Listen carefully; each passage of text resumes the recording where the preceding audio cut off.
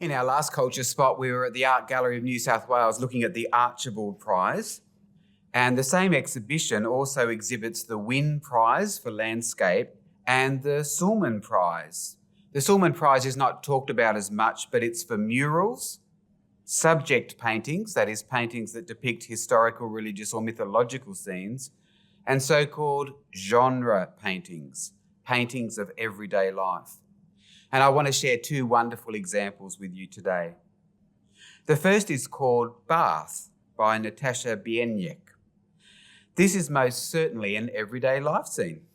And one of the striking things about it is that one doesn't expect to think about cleaning a bath in a place of high culture like the art gallery. The artist says she's deliberately working in a tradition of the 17th century Dutch artists who deliberately turned their attention to the everyday.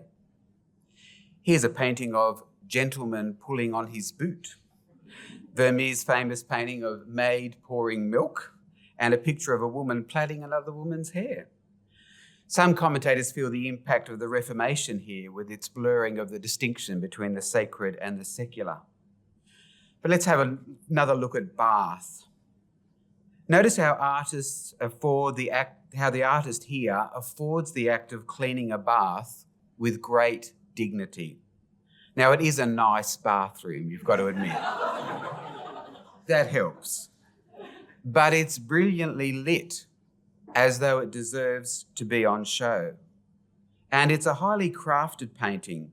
Bathroom tiles and doorways give the artist a chance to use formal conventions of perspective to make the two-dimensional canvas appear like a three-dimensional space. This is a visual language usually used for great works of architecture, and so the everyday is further elevated. And this is good for our souls. Small acts of menial service, like cleaning a bath, are honoured in the life and teaching of Jesus, and they're honoured here by being hung in a gallery. Notice that we don't see the woman's face. She's not looking at us, the viewer. She's working in secret. And we are a little distance away. It's as though we'd be walking through the house and we've just chanced upon this scene. And the notion of just chancing upon something secret or hidden adds further depth and charm to the work, I think.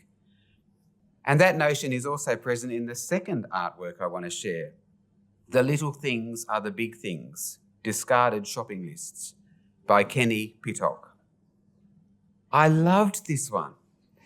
It was quirky and a bit subversive. It was all too familiar. A hurried, scrawled shopping list, probably left at the bottom of a trolley or on the ground in a car park, but now rendered larger than life. It was something like 1 metre by 1 metre, and it was made of metal, which you couldn't believe, like you had to get really close to realise it. The transient piece of paper is now strong and lasting. The artist's statement said he had collected lost shopping lists ever since working in a supermarket as a teenager. He loved the way shopping lists bear witness to the hidden stories of people's lives.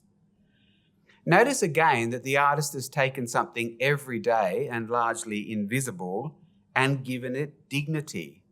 This is worth hanging in an art gallery. This is more than a shopping list. It is a skeleton of a plot. It is actually a glance at the narrative quest of the human life. God looks on us and sees the dignity and artistry of our lives. He can count the hairs on our heads as we plait them, as we brush them, as we go to the barber. And he can see us cleaning the bath, like Jesus washing feet.